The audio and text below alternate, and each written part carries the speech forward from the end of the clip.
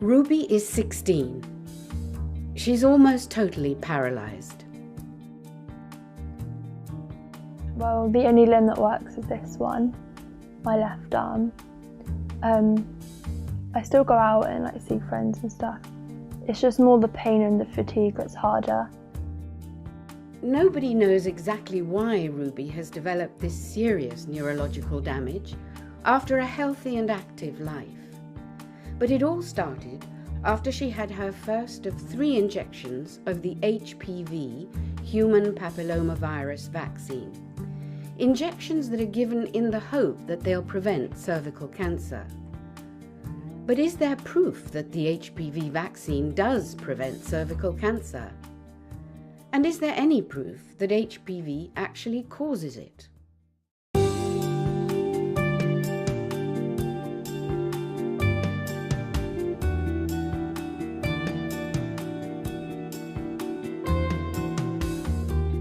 These girls have died. They're among hundreds of documented deaths following the HPV vaccine. Thousands around the world have suffered severe adverse reactions to the injection. Throughout history, virgins have been sacrificed in the interests of the greater good. The Greeks sacrificed young girls to appease their gods. The Incas of Peru drugged and buried young girls in the farthest corners of their empire in the belief that this would protect their territories from invaders. These young girls are our modern sacrificial virgins, sacrificed in the interests of the greater good. But why are perfectly healthy young girls being vaccinated at all? The official incidence of adverse reactions in the UK from the HPV vaccine is the highest of any existing vaccine.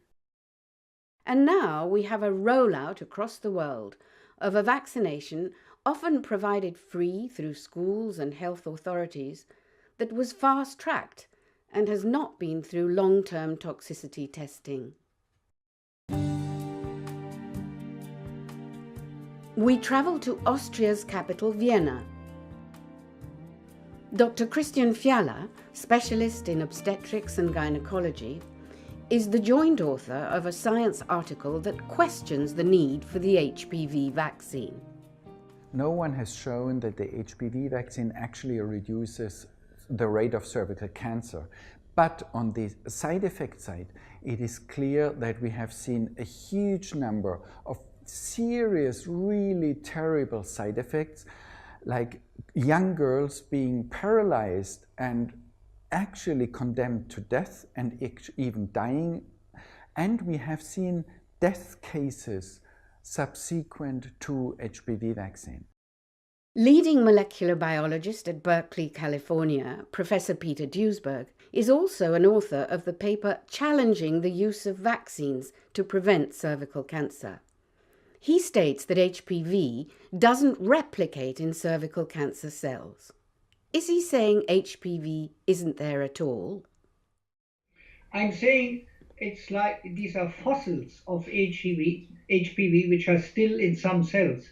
They are from an infection decades prior to the cancer, when people get first infected in their 20s. And they sometimes cause a wart. And these viruses, once the immune system knocks them out, leave behind fossils of their own DNA in the cells where they replicate. So, in a nutshell, is there a causal relationship between HPV and cervical cancer? Absolutely not, no. If the microbe isn't there in every case, then it's what's called a passenger virus, something that happens to be there and plays no role. If it were to cause a fatal cancer, it would have to do a little bit something for it. But it does do, as we say in Oxford, no, nothing. Nothing. It's there. It's a fossil. It's truly a fossil. It's a fragment of virus, cannot make RNA, cannot make proteins. They cannot be found in the tumor or in the tumor cells. Nowhere. As long as we have no proof that cervical cancer is caused by HPV, as long as we only have an association, it is fundamentally useless to vaccinate against HPV because the chances are it is not caused, the cervical cancer is not caused by HPV, in which case the cancer will occur whether there is HPV or not.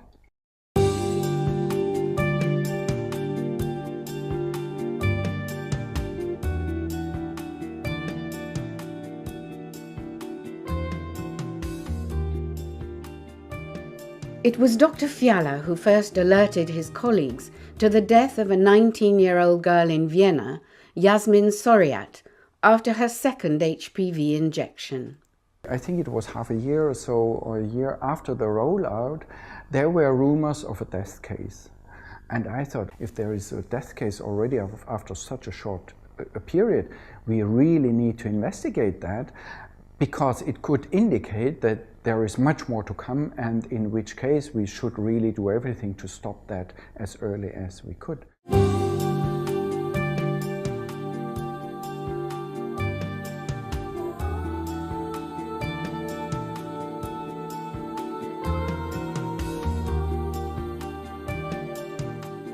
Yasmin's father told us his daughter used to come running here regularly, and that she was here the night before she died in her sleep of respiratory failure. She'd been suffering neurological symptoms for a while before. I contacted a neurologist and asked him, listen, there is a very strange story here. We have a girl 3 weeks after vaccination, she had some neurological symptoms, and then shortly after she died from central nervous apnea. And he said, well, that lies within the typical time range we see after vaccination, which is about 2 to 6 weeks. We contacted the government forensic pathologist, Dr. Joan Shenton, who was ordered by the court to do a second autopsy because the first couldn't establish a cause of death. Dr. Shenton has taken early retirement and lives on the outskirts of Vienna. We first did toxicology and blood alcohol, which all was negative.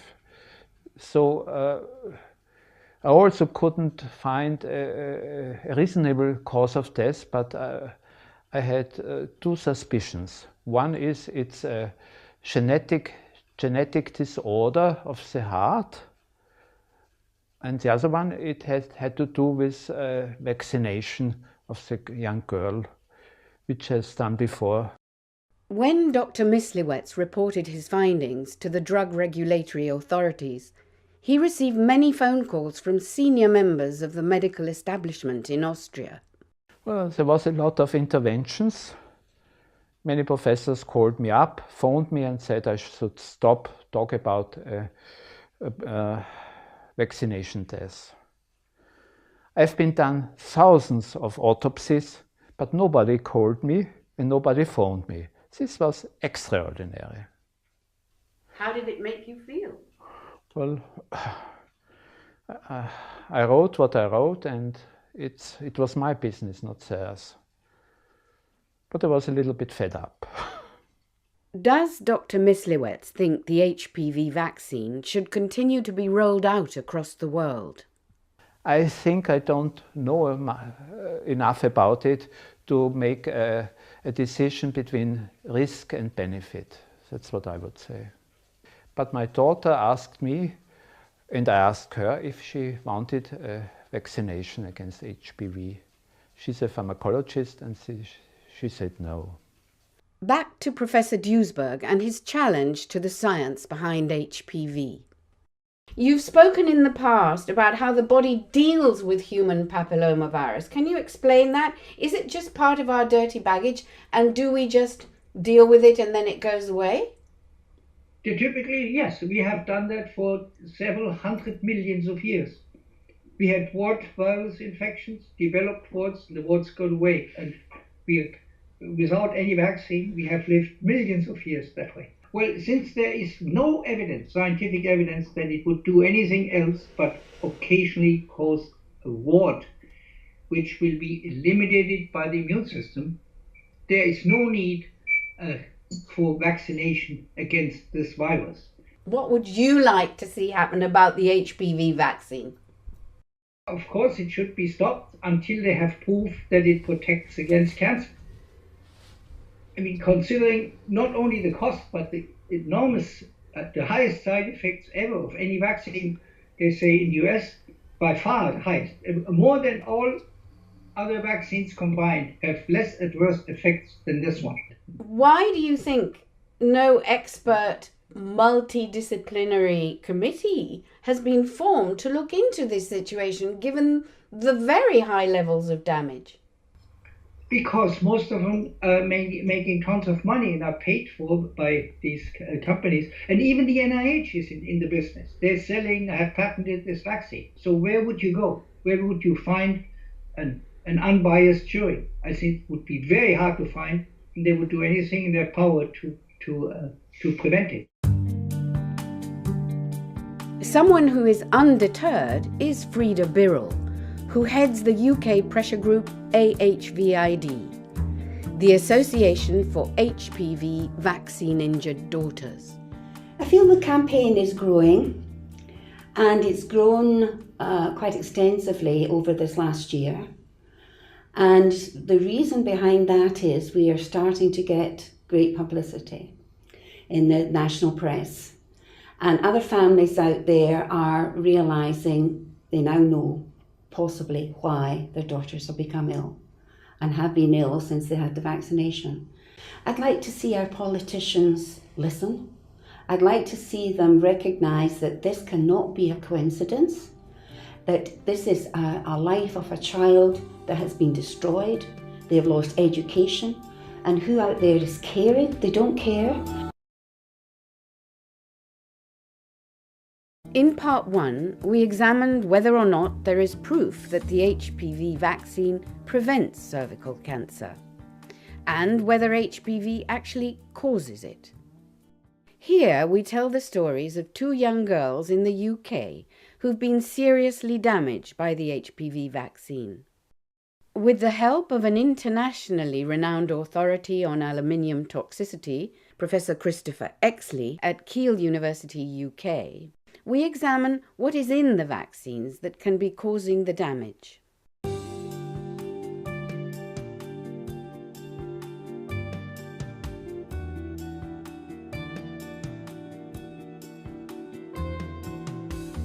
Ruby and Chloe represent thousands of girls around the world who've been injured by the HPV vaccine. A vaccine that carries the highest risk of a serious adverse reaction of any existing vaccination.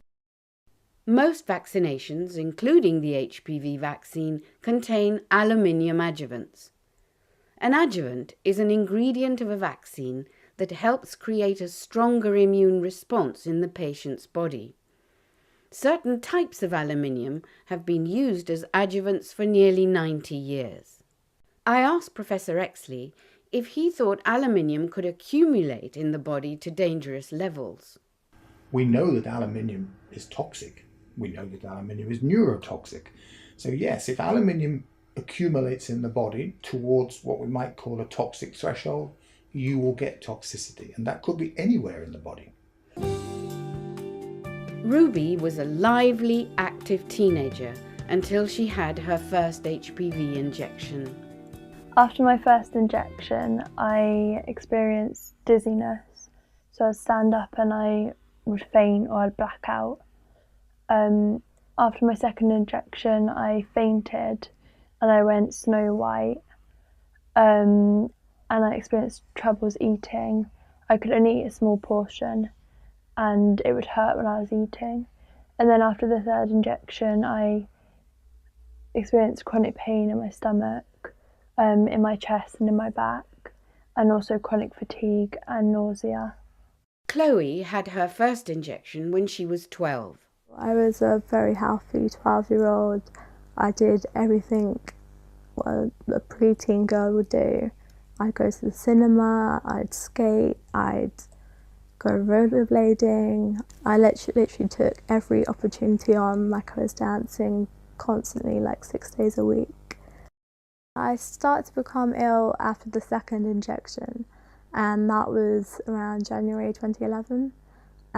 It started off with joint pain, muscle pain, bone pain, relentless fatigue which would not go away without sleeping, I used to fall asleep in lessons, and then it kind of escalated from there. Chloe's condition has gradually worsened, as her mother Sophie explains. She can't eat anything at all, she can't even swallow, she can't even drink. She's fed through one of her tubes, and she's relying on 22 to 24 hours fluid through a central line. And that's ongoing. You have to keep making up the feed throughout the day and hanging it up and connecting it to her, so that's throughout the day. So And who does it? Me. So sometimes through the day is all you do is put up feed and medications, and also once a day you have to disconnect and connect her central line, so that's at a certain time through the day, so that's all day long. So and then in between that you've got to try and do other normal family things. Is it possible that aluminium in the HPV vaccine could cause such severe neurological damage? The worry is that the use of aluminium adjuvants can and does result almost certainly in toxicity away from the injection site. Chris Exley goes on to explain that immune-reactive cells are attracted to the injection site, can load up with aluminium from the vaccine and travel around the body. And there's very good evidence to suggest that these cells, when they're loaded up with aluminium, can actually pass into the brain. Now, a cell that is loaded up with aluminium may remain viable for a short period of time, but it won't remain viable forever. In other words, that aluminium will slowly kill the cell. And if that cell has entered, let's say, the brain at some point, and then that cell dies because of the aluminium in there, that aluminium is then released into a new environment. In this case, it might be brain tissue, where it can produce toxicity there, depending upon how much is released and the particular environment. Why is this particular vaccination causing a much higher number of adverse reactions when compared with others? Exley explains that he has some concerns about the aluminium content in both of the HPV vaccinations. Gardasil, manufactured by Merck & Co., and Cervarix, manufactured by GlaxoSmithKline. Cervarix contains a commonly used aluminium adjuvant called aluminium hydroxide. But there is a second adjuvant included in Cervarix, which is essentially a lipid. And so these two work together as the adjuvant in this particular HPV vaccine. All of the safety trials for Cervarix did not use the mixture of aluminium hydroxide and the lipid in their trials. They chose simply also to only use the aluminium hydroxide only. So that's one thing that in itself you begin to ask unusual questions about why that was the case. You also have to ask the question, why in the other major HPV vaccine, Gardasil, why have they used a completely new adjuvant, aluminium adjuvant, one which has essentially not been used before? And there is another concern. Why was aluminium added to the placebo group, that's the non-vaccine group, in the comparative trials? This is clearly crazy. This is clearly something which has been designed to remove the direct effects of the adjuvant on the individual receiving the vaccine. Now, if you decide to simply include that as your control, then all of those adverse events will be subtracted essentially from any adverse events that the whole vaccine gives you, and so the whole vaccine looks safe. Other experts, like Dr. Christian Fiala, leading obstetrics and gynecology specialist in Vienna, agree that adding aluminium adjuvant to the placebo group will bias the results. So when you compare the side effects, you can't really tell there is a difference, because even the group you wrongly claimed to be a placebo group received all the adjuvants and all the other substances that were in the vaccine group. And so if you compare the side effects, you can come to the conclusion that there was not much difference, but the difference is not because the vaccine group had few side effects, it's because the so-called, wrongly called placebo group had the same side effects as the vaccine group. And this is what basically would be called cheating. In scientific terms, it's called biased. According to the latest 2017 figures from the MHRA, the UK Medicines and Healthcare Products Regulatory Agency, the total number of adverse reaction reports is 8,835, of which serious adverse reactions totaled 3,038. With this mounting evidence of injury from the HPV vaccine, why are young girls repeatedly being told that their problems are psychosomatic, all in the head, and given psychiatric diagnoses? I went to one A&E and the doctor took me to the side and said to me, teenagers are a different species, they're from a different planet, their pain is not real. Just take her home, send her to school tomorrow and everything will be fine. And I said to her, no, excuse me, this is my daughter, I know what my daughter's like, and my daughter is in agony at the moment. Nobody ever knew what was wrong. We all had, it's all in your head, it's all make-believe, you got to just get over it and get on with it, basically. But she kept getting worse, and we did get on with it. We'd never get over it. Most doctors won't even consider that it would be the injection, but 2 doctors have said that the injection has caused this with me, but they won't write it down, so it won't be in my records. So it's very difficult for all the other doctors to believe us when we tell them that they have agreed. How does that make you feel? Quite angry because the injection's still being given out and other people are still getting ill. And we're all getting put down the psychiatric route. If you know that family, and know the child and have known them for years, and know their medical history, why would you suddenly point the finger and label that child with having a mental health disorder when there's no history of it in her medical records? That is the problem. Generally, the whole medical professionals and the government just completely wipe off the fact that people are vaccine injured because they are totally worried that they're going to lose their job. There was a time where I did die, but I came back to life and I was ready. I knew that moment I was ready to carry on. I needed to let the world know what truly happened, and that's why I'm here today.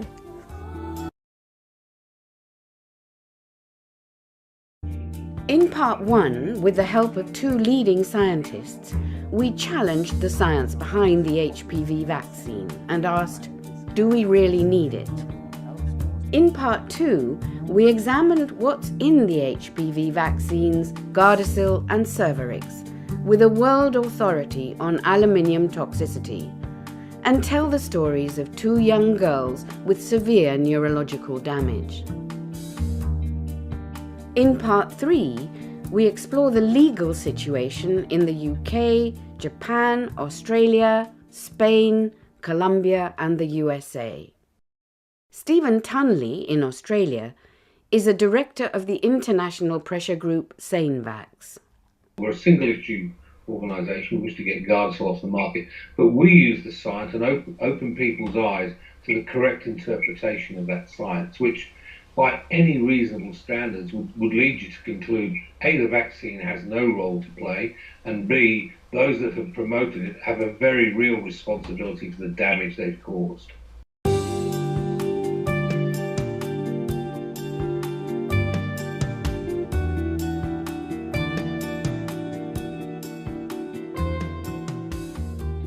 Kristin Clulo is 33 and lives in Newcastle, Australia, where she's a full-time high school teacher. Before her first HPV injection in 2008, she was lively and energetic. It was after her second injection that things began to go wrong. It all started probably about 4 to 6 weeks after the second one, and it was my walking I noticed first. So I couldn't wear stilettos or high heels. Then probably a week later, my handwriting started to go. So I was working as an executive assistant for a building development firm, and my job was to take notes and do everything else. I remember being in with my boss one day, and he was dictating something to me and said to me, "Can you read it back?" And I went, "I can't write, my writing has gone." And that was within the space of a couple of days. When I was at my worst, it was horrible. I remember the neurologist coming into my hospital bed and saying, "Here's what's happened. Part of your brain has died. We don't know what's going to happen." And at that point, to me, it was sink or swim. There was a chance I could die. No one knew what the odds were. And at that point, I was like, as long as I have breath in me, I will fight this. Kristin has fought hard and made a remarkable recovery. She's one of thousands of victims suffering side effects from the HPV vaccine, which has the highest rate of adverse effects of any existing vaccine. These are the World Health Organization's figures for adverse reactions to the HPV vaccine in 100 countries. 167,900 adverse reactions in 72,921 reports, including at least 280 deaths. Eminent neurologist in Japan, Dr. Hirokuni Beppu, has extensive experience of drug injury. He founded the independent drug bulletin, The Informed Prescriber. Is it easy for some of these serious reactions to be missed in the sense that they don't figure statistically? It is very difficult to find those people who are susceptible to autoimmune disease because they are very rare in general population. And usual statistical methodology, it's difficult to prove there are some difference in the occurrence of such disease. So they say it has no relationship with vaccination. Are you satisfied with the way the HPV vaccine was fast-tracked onto the market after only the stage 1 trials? Are you satisfied with that? No. This is a very new types of vaccine, so it has a very high risk for severe adverse effects. We must be very careful to introduce the whole of the population. And so such kind of check is very few in this case. Are victims of the HPV vaccine suing through the courts in Japan? Yes. And now, at present, about 120 persons, nearly 120 persons, making lawsuit against pharmaceutical company. It is now going on in 8 cities in Japan. And other additional people are also thinking about to start. Does Dr. Beppu think the HPV vaccine is useful at all? No, not useful. HPV vaccine is useless because it has a very low risk-benefit balance. And we cannot differentiate those people who have risk to this vaccine.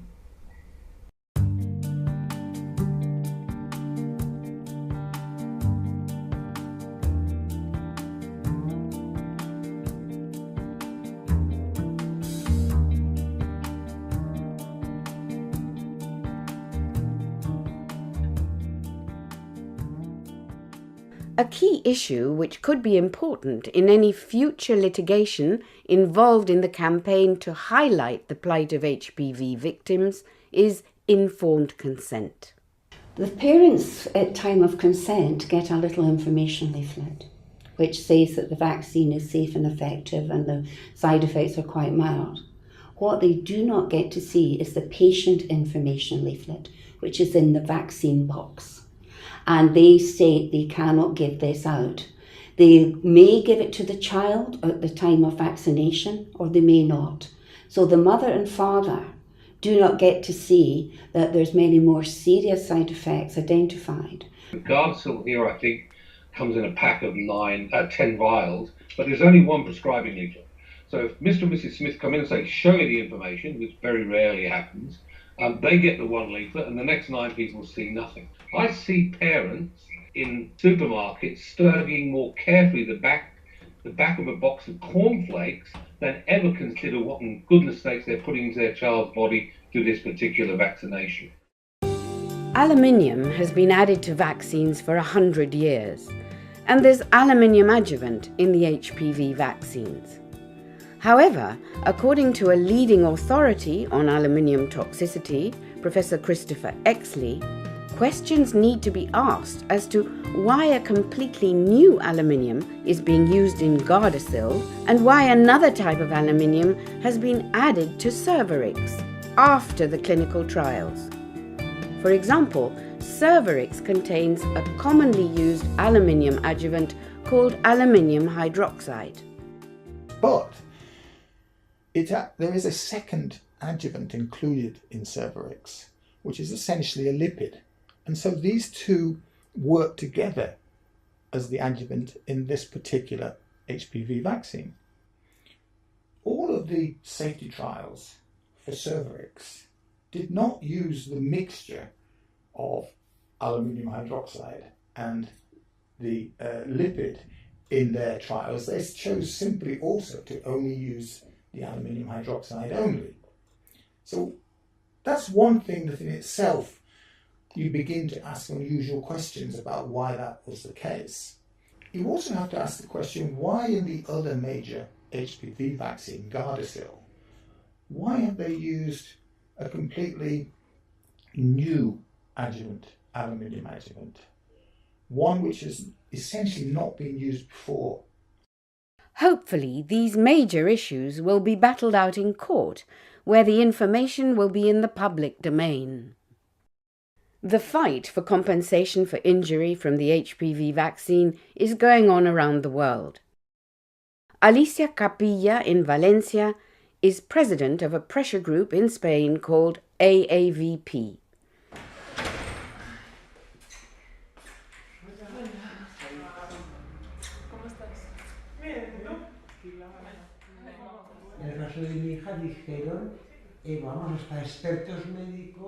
There are over 1,145 reported cases of HPV vaccine damage in Spain, with 3,500 notifications of adverse reactions and 6 suspected deaths. A recent breakthrough judgment in Asturias in February 2017 acknowledged a causal link between the HPV vaccine and the death of a young girl, Andrea, in 2012. In March 2017, the US legal pressure group Judicial Watch denounced on its website the fact that certain minors can receive the HPV injection without parental consent. In Colombia, the voices of protest are becoming louder. Argentina, tengo 13 años, soy de la ciudad de Medellín. Hace 2 años mi vida transcurría normalmente, estudiaba, tenía un grupo de amigas. Siempre que me gustaba ser la líder, me encantaba estar como representante de grupos. Estaba en clase de teatro. En mayo me aplicaron la vacuna del papiloma humano.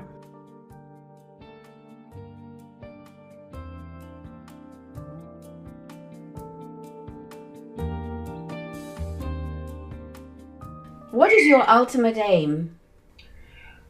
There are three things. I'd like to see more parents informed. That's the most important thing, where people actually take a responsibility for what on earth they put into their child's body. And it is children we're talking about. You know, why in goodness sakes would you put this vaccine into a 9-year-old girl when her chance of getting cervical cancer at the average age of 52 or 53 is so low that she's just as likely to be damaged by hitting her head falling off the back of a chair, quite frankly. And the third thing is I would really like to see compensation and help for the girls that have been damaged. Do I ever believe sincerely that you'll ever get any money out of the pharmaceutical industry? Probably not. I think you can probably sue the GPs for failure to provide informed consent. And you know, the fact is, I don't care what your excuse is that you didn't understand this. You have a duty of care to your patient, and the fact that you didn't read that prescribing information or understand more about it, and you've given it to a child who has a genetic predisposition to an autoimmune disorder, and it then subsequently triggers autoimmune disorder type symptoms, you have, I think, a liability. And I suspect at some stage there'll be a test case over that. What is your message to the manufacturers of the HPV vaccine and those responsible for rolling the vaccine out both nationally and internationally? I would like to say to them that what they are doing is unethical.